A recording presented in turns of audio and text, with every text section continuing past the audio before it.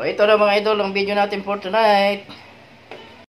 Ayan, good evening sa inyong lahat mga idol, mga kalakay, mga kapwa natin content creator.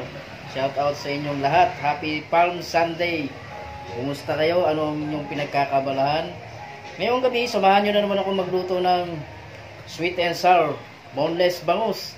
Kasi request sa atin ito ng ating isang kapwa content creator na lutuin daw natin ulit para makita niya yung proseso ng pagluluto. Ayan, samahan nyo ako. So, ito mga idol, mga kalakay, yung ating boneless na bangus. Tapos narito din yung ating all-purpose flour. Lalagyan natin ng dito meron din tayong all-purpose flour. Lalagyan natin ng garlic powder.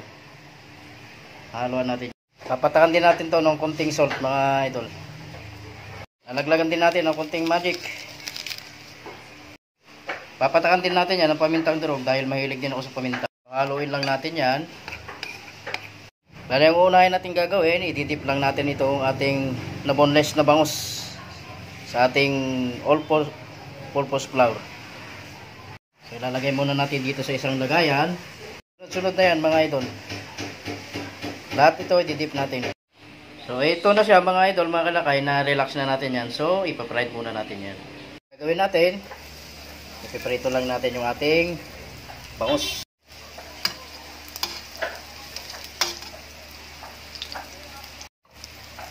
Mixer ko apoy natin sa ating kalan. So ayan, okay na yung ating bangus mga idol. Ito na mga idol yung ating na-fried na boneless bangus. Ito muna ang unahin ko mga idol. Meron na akong banana ketchup dito. So dadagdagan ko lang ng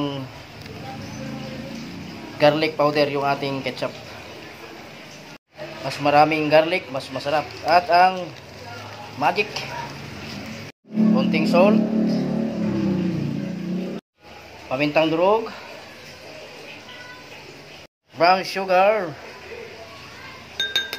Lagyan natin ng 2 tablespoon. And syempre mag-add tayo ng water. 1 cup of water. Haluin lang natin ng maigi. Mix well. So pag nahalo na natin itong ating may ingredients, ang isusunod natin yung paggisa ng ating mga ibang gulay. Unahin natin igisa yung ating garlic o bawang. Sunod natin ang ating sibuyas na puti. Sunod natin ang ating carrots. Sunod natin yung ating bell pepper.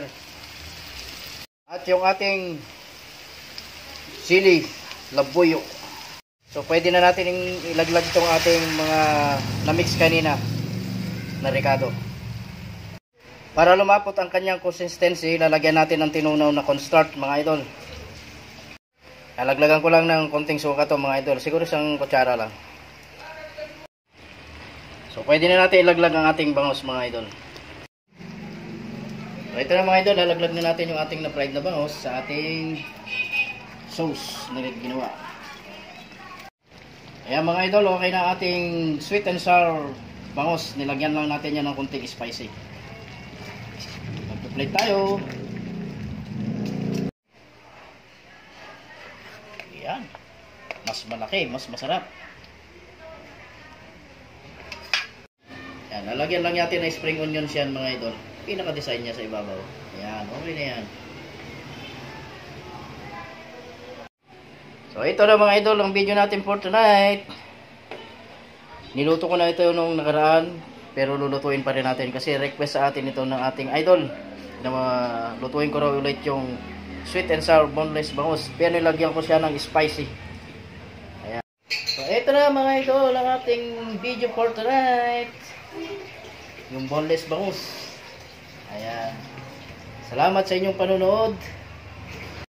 Huwag po kayong magsasawa mga idol pagsuporta sa ating mga video. Tuloy-tuloy lang po. Mabuhay po tayong lahat. Shout out. Love na love ko kayo. Happy Palm Sunday. Bye bye.